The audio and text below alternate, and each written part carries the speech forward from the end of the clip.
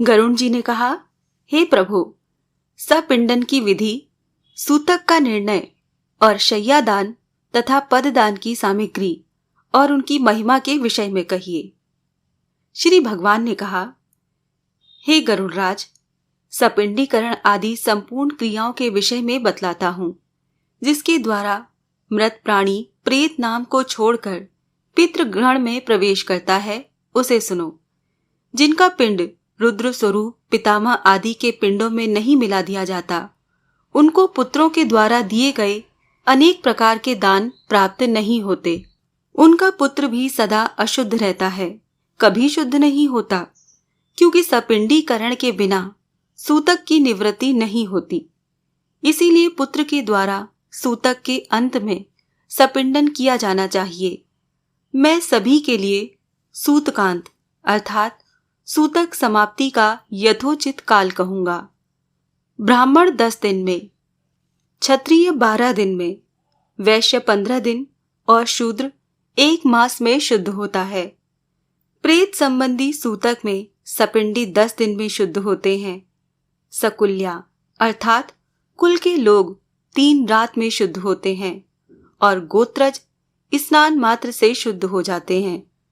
चौथी पीढ़ी तक के बांधव 10 रात में, 5वीं पीढ़ी के लोग 6 रात में, छठी पीढ़ी के 4 दिन में और 7वीं पीढ़ी के 3 दिन में, 8वीं पीढ़ी के 1 दिन में, 9वीं पीढ़ी के 2 प्रहर में और 10वीं पीढ़ी के लोग स्नान मात्र से मरना शौच और जनना शौच से शुद्ध हो जाते हैं।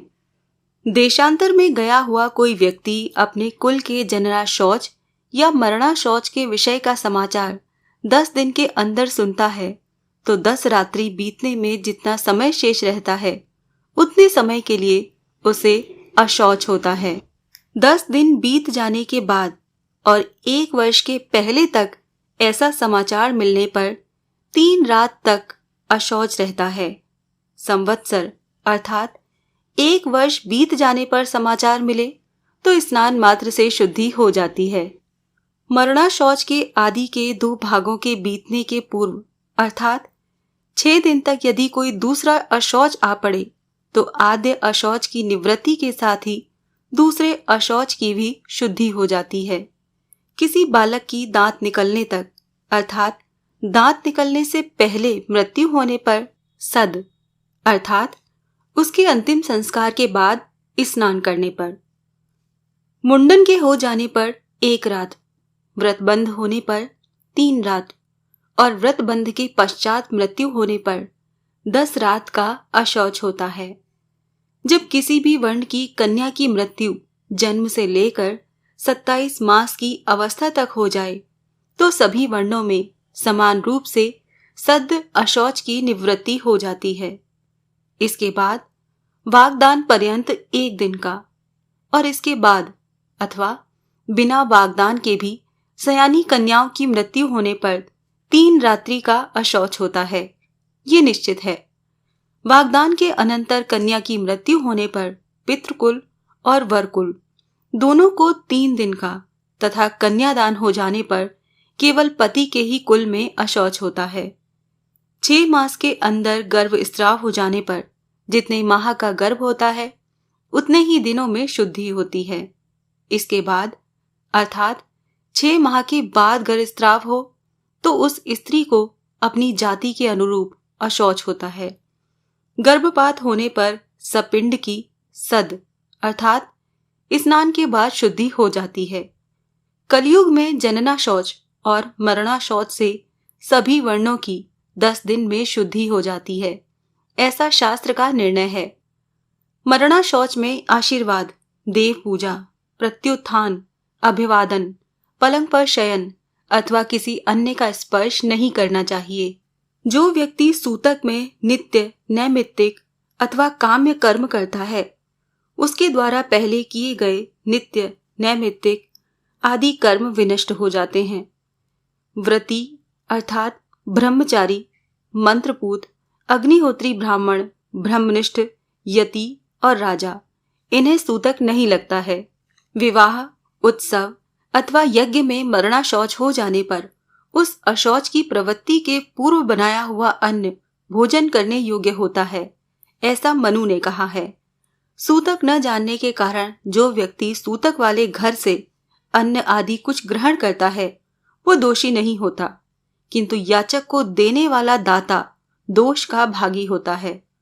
जो सूतक को छिपाकर ब्राह्मण को अन्न देता है वो दाता तथा सूतक को जानकर भी जो ब्राह्मण सूत का अन्न भोजन करता है वो दोनों ही दोषी होते हैं।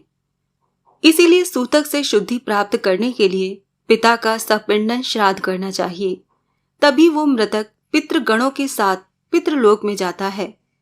तत्वदर्शी मुनियों ने 12वें दिन, 3 पक्ष में, 6 मास में अथवा 1 वर्ष पूर्ण होने पर सपिंडीकरण कहा है। हे ताक्ष, मैं तो शास्त्र धर्म के अनुसार चारों वर्णों के लिए 12वें दिन ही सपिंडीकरण करने के लिए कहता हूँ। कलयुग में धार्मिक भावना के अनित्य होने से, पुरुषों की आयु क्षीण होने से और शरीर की अस्थिरता के कारण 12वें दिन ही सपिंडीकरण कर लेना प्रशस्त है। गृहस्थ के मरने पर व्रत बंध, उत्सव आदि व्रत, उद्यापन तथा विवाह आदि कृत्य नहीं होते जब तक पिंड मेलन नहीं होता, अर्थात पितरों में पिंड मिला नहीं दिया जाता या सपिंडीकरण श्राद्ध नहीं हो जाता। तब तक उसके यहाँ से भिक्षु भिक्षा भी नहीं ग्रहण करता, अतिथि उसके यहाँ सत्कार नहीं ग्रहण करता और नित्य नैमित्तिक कर्मों का भी लोप रहता है। कर्म का लोप होने से दोष का भागी होना पड़ता है। इसीलिए चाहे निरग्निक हो या साग्निक, 12वें दिन सपिंडन कर देना चाहिए। सभी तीर्थों में स्नान आदि करने और सभी यज्ञों का अनुष्ठान करने से जो फल प्राप्त होता है वही फल 12वें दिन सपिंडन करने से होता है। अतः स्नान करके मृत स्थान में गौमय से लेपन करके पुत्र को शास्त्रोक्त विधि से सपिंडन श्राद्ध करना चाहिए। पाद्य, अर्घ, आचमनीय आदि से विश्व देवों का पूजन करें और असदगति के पितरों के लिए भूमि में विकिर देकर हाथ पांव धोकर पुनः आचमन करें। तब वसु, रुद्र और आदित्य स्वरूप पिता, पितामह तथा पर पितामह को क्रमशः 1-1 अर्थात 3 पिंड प्रदान करें और चौथा पिंड मृतक को प्रदान करें। चंदन, तुलसी पत्र, धूप दीप, सुंदर भोजन, तांबूल, सुंदर वस्त्र तथा दक्षिणा आदि से पूजन करें। तदंतर सुवर्ण की शलाका से प्रेत के पिंडन को 3 भागों में विभक्त करके पितामह आदि के पिंडों में पृथक पृथक उसका मेलन करें, अर्थात एक भाग पितामह के पिंड में, दूसरा भाग पर पितामह के पिंड में और तीसरा भाग वृद्ध पर पितामह के पिंड में मिलाएं। हे गरुड़राज, मेरा मत है कि माता के पिंड का मेलन पितामही आदि के पिंड के साथ और पिता के पिंड का मेलन पितामह आदि के पिंड के साथ करके सपिंडीकरण श्राद्ध संपन्न करना चाहिए। जिसके पिता की मृत्यु हो गई हो और पितामह जीवित हों, उसे पर पितामह आदि पूर्व पुरुषों को 3 पिंड प्रदान करने चाहिए और पितृपिंड को 3 भागों में विभक्त करके पर पितामह आदि उन्हीं के साथ मेलन करें। माता की मृत्यु हो जाने पर पितामही जीवित हों तो माता के सपिंडन श्राद्ध में भी पितृ सपिंडन की भांति पर पितामही आदि में मातृपिंड का मेलन करना चाहिए, अथवा पितृपिंड को मेरे पिंड अर्थात विष्णु जी में और मातृपिंड को महालक्ष्मी पिंड में मिलाएं। पुत्रहीन स्त्री का सपिंडन आदि श्राद्ध उसके पति को करना चाहिए और उसका सपिंडीकरण उसकी सास आदि के साथ होना चाहिए। एक मतानुसार विधवा स्त्री का सपिंडीकरण पति, ससुर और वृद्ध ससुर के साथ करना चाहिए। हे पक्षीराज, ये मेरा मत नहीं है। विधवा स्त्री का सपिंडन पति के साथ होने योग्य है। हे काश्यप, यदि पति और पत्नी एक ही चिता पर आरूढ़ हुए हों तो तृण को बीच में रखकर ससुर आदि के पिंड के साथ स्त्री के पिंड का मेलन करना चाहिए। एक चिता पर माता पिता का दाह संस्कार किए जाने पर एक ही पुत्र पहले पिता के उद्देश्य से पिंडदान करके स्नान करे, तदंतर अपनी सती माता का पिंडदान करके पुनः स्नान करे। यदि 10 दिन के अंतर्गत किसी सती ने अग्नि प्रवेश किया है तो उसका शय्यादान और सपिंडन आदि कृत्य उसी दिन करने चाहिए जिस दिन पति का किया जाए। हे करुण, सपिंडीकरण करने के अनंतर पितरों का तर्पण करे और इस क्रिया में वेद मंत्रों से समन्वित स्वधार का उच्चारण करे। इसके पश्चात अतिथि को भोजन कराए और हंतकार प्रदान करे। ऐसा करने से पितर, मुनिगण, देवता तथा दानव तृप्त होते हैं। भिक्षा 1 ग्रास के बराबर होती है, पुष्कल 4 ग्रास के बराबर होता है और 4 पुष्कलों अर्थात 16 ग्रास का 1 हंतकार होता है। सपिंडीकरण में ब्राह्मणों के चरणों की पूजा चंदन अक्षत से करनी चाहिए और पितरों की अक्षय तृप्ति के लिए ब्राह्मण को दान देना चाहिए। वर्ष भर जीविका का निर्वाह करने योग्य घृत, अन्न, सुवर्ण, रजत, सुंदर गौ, अश्व, गज, रथ और भूमिका आचार्य को दान करने चाहिए। इसके बाद स्वस्ति वाचन पूर्वक मंत्रों से कुमकुम, अक्षत और नैवेद्य आदि के द्वारा ग्रहों, देवी और विनायक की पूजा करनी चाहिए। इसके बाद आचार्य मंत्रोच्चारण करते हुए यजमान का अभिषेक करे और हाथ में रक्षा सूत्र बांधकर मंत्र से पवित्र अक्षत प्रदान करे। तदंतर विविध प्रकार के सुस्वादों मिष्ठानों से ब्राह्मणों को भोजन कराए और फिर दक्षिणा सहित अन्न एवं जल युक्त 12 घट प्रदान करे। तदंतर ब्राह्मण आदि को वर्ण क्रम से अपनी शुद्धि हेतु क्रमशः जल, शस्त्र, कोड़े और डंडे का स्पर्श करना चाहिए, अर्थात ब्राह्मण जल का, क्षत्रिय शस्त्र का, वैश्य कोड़े का तथा शूद्र डंडे का स्पर्श करे। ऐसा करने से वो शुद्ध हो जाते हैं। इस प्रकार सपिंडन श्राद्ध करके क्रिया करते समय पहने गए वस्त्रों का त्याग कर दें। इसके बाद श्वेत वर्ण के वस्त्र को धारण करके शय्या दान करें। इंद्र सहित सभी देवता शय्या दान की प्रशंसा करते हैं। अतः मृतक के उद्देश्य से उसकी मृत्यु के बाद अथवा जीवन काल में भी शय्या प्रदान करनी चाहिए। शय्या सुदृढ़ काष्ठ की, सुंदर एवं विचित्र चित्रों से चित्रित, दृढ़ रेशमी सूत्रों से बिनी हुई तथा स्वर्ण पत्रों से अलंकृत हो। श्वेत रुई के गद्दे, सुंदर तकिए तथा चादर से युक्त हो एवं पुष्प, गंध आदि द्रव्यों से सुवासित हो। वो सुंदर बंधनों से भली भांति बंधी हुई हो और पर्याप्त विशाल हो तथा सुख प्रदान करने वाली हो। ऐसी शय्या को बनाकर आस्तरण युक्त अर्थात कुश या दरी चादर युक्त भूमि पर रखे। उस शय्या के चारों ओर छाता, चांदी का दीपालय, चंवर, आसन और पात्र, श्रृंगार, झारी या कलश, करक यानी कि गढ़ुआ, दर्पण, 5 रंगों वाला चंदवा तथा शयनोपयोगी और सभी सामग्रियों को यथास्थान स्थापित करें। उस शय्या के ऊपर सभी प्रकार के आभूषण, आयुध तथा वस्त्र से युक्त स्वर्ण की श्री लक्ष्मी नारायण की मूर्ति स्थापित करें।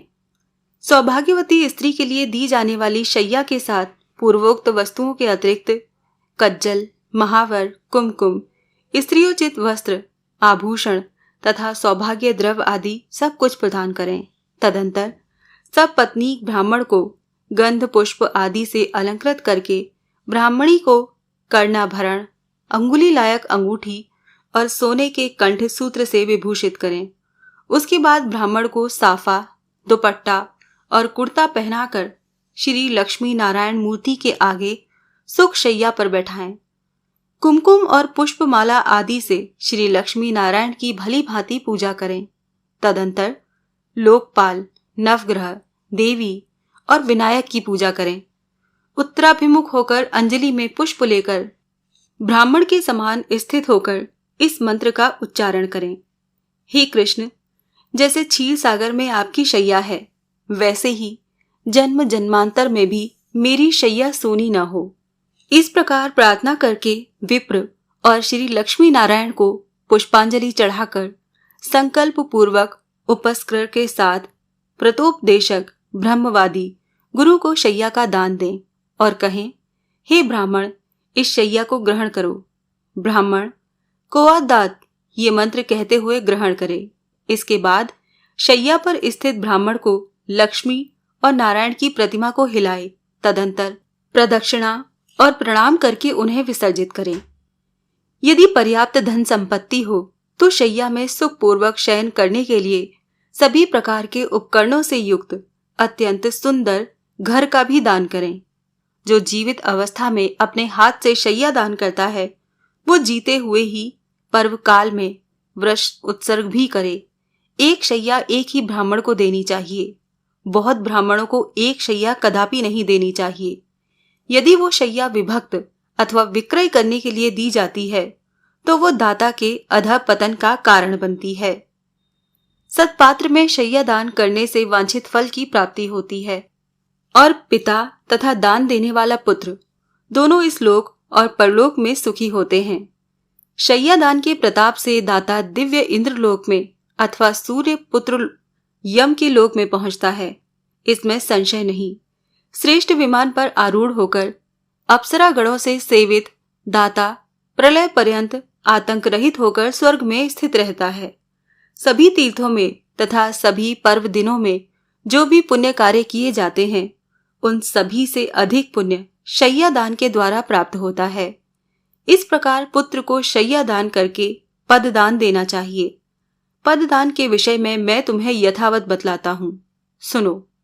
छाता, जूता, वस्त्र, अंगूठी, कमंडल, आसन और पंचपात्र ये 7 वस्तुएं पद कही गई हैं। दंड, ताम्रपात्र, कच्चा अन्न, भोजन, अर्घपात्र और यज्ञोपवीत को मिलाकर पद की संपूर्णता होती है। इस प्रकार शक्ति के अनुसार 13 पददानों की व्यवस्था करके 12वें दिन 13 ब्राह्मणों को पददान करना चाहिए। इस पददान से धार्मिक पुरुष सद्गति को प्राप्त होते हैं। यम मार्ग में गए हुए जीवों के लिए पददान सुख प्रदान करने वाला होता है। वहां यम मार्ग में अत्यंत प्रचंड धूप होती है जिससे मनुष्य जलता है। छाता दान करने से उसके सिर पर सुंदर छाया हो जाती है। जो जूता दान करते हैं वो अत्यंत कंटकारणीय यमलोक के मार्ग में अश्व पर चढ़कर जाते हैं। हे खेचर, वहां यम मार्ग में शीत, गर्मी और वायु से अत्यंत घोर कष्ट मिलता है। वस्त्रदान के प्रभाव से जीव सुखपूर्वक उस मार्ग को तय कर लेता है। यम के मार्ग में महाभयंकर और विकराल तथा काले और पीले वर्ण के यमदूत मुद्रिका प्रदान करने से जीव को पीड़ा नहीं देते हैं। कमंडल का दान करने से अत्यंत धूप से परिपूर्ण, वायु रहित और जल विहीन यम मार्ग में जाने वाला वो प्यासा जीव प्यास लगने पर जल पीता है। मृत व्यक्ति के उद्देश्य से जो ताम्र का जल पात्र देता है उसे 1000 प्रपादान का फल अवश्य ही प्राप्त होता है। ब्राह्मण को सम्यक रूप से आसन और भोजन देने पर यम मार्ग में चलता हुआ जीव धीरे धीरे सुखपूर्वक भोज्य पदार्थ का उपभोग करता है।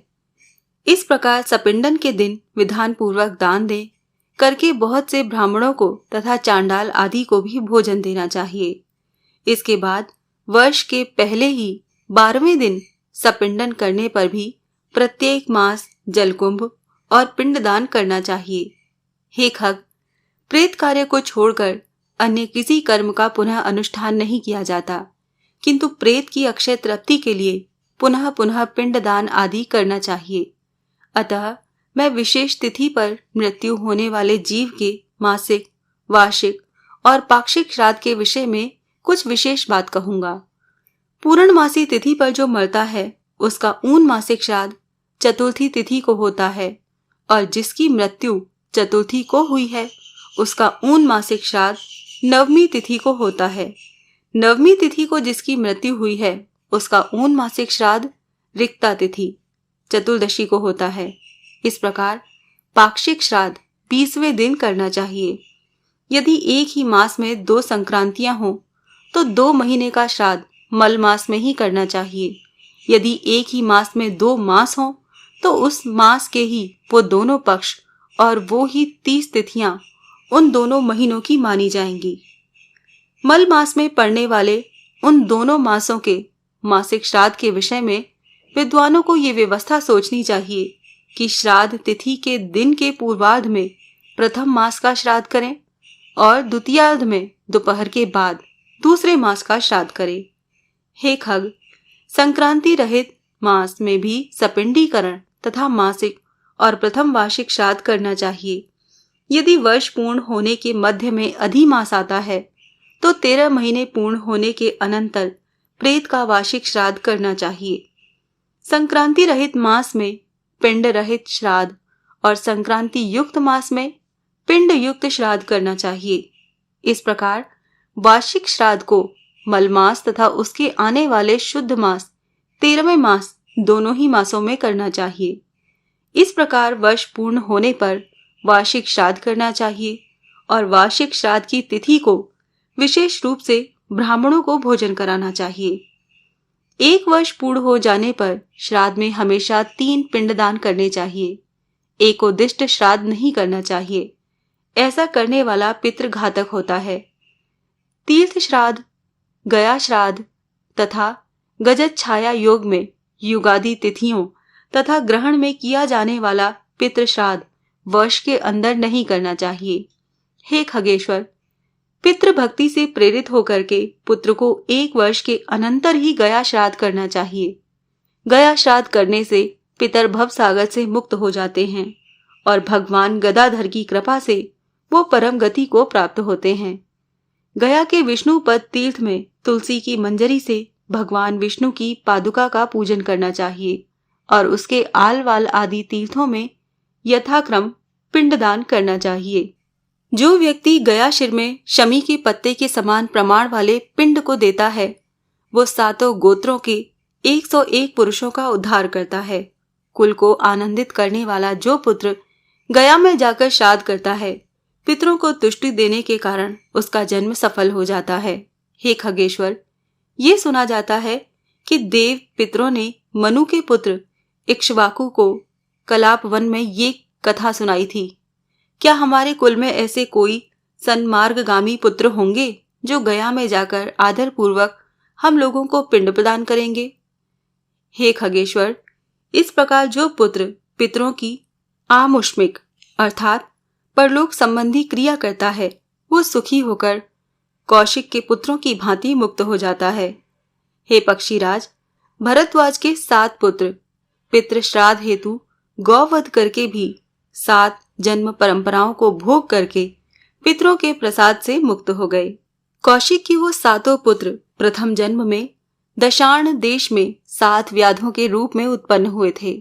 इसके बाद अगले जन्म में वो कालंजर पर्वत पर मृग के रूप में उत्पन्न हुए। फिर शरद द्वीप में चक्रवाक के रूप में उनकी उत्पत्ति हुई। अगले जन्म में मान सरोवर में हंस के रूप में उत्पन्न हुए। वो ही कुरुक्षेत्र में वेद पारगामी ब्राह्मण के रूप में उत्पन्न हुए और पितरों के प्रति भक्ति भाव रखने के कारण वो ब्राह्मण पुत्र मुक्त हो गए। इसीलिए पूरे प्रयत्न से मनुष्य को पितृभक्त होना चाहिए। पितृभक्ति के कारण मनुष्य इस लोक तथा परलोक में भी सुखी होता है। हे पक्षीराज, ये सब औधर्व दैहिक क्रिया हमने तुमसे कही। ये कृत्य पुत्र की कामना को पूर्ण करने वाला, पुण्यप्रद तथा पिता को मुक्ति प्रदान करने वाला है। जो कोई निर्धन मनुष्य भी इस कथा को सुनता है वो भी पाप से मुक्त होकर पितरों के निमित्त दिए जाने वाले दान का फल प्राप्त करता है। जो मनुष्य मेरे द्वारा कहे गए श्राद्धों एवं दानों को विधि पूर्वक करता है और गरुड़ पुराण की कथा को सुनता है, उसके फल को सुनो। पिता उसको सत्पुत्र प्रदान करता है, पितामह उसे गोधन देते हैं, उसके पर पितामह उसे बहुविध धन संपत्ति प्रदान करते हैं और वृद्ध पर पितामह तृप्त होकर विपुल अन्न प्रदान करते हैं। इस प्रकार श्राद्ध से तृप्त होकर सभी पितर पुत्र को वांछित फल देते हैं और धर्म मार्ग से धर्मराज की प्रासाद में जाकर वो धर्मराज की सभा में आदर पूर्वक विराजमान होते हैं।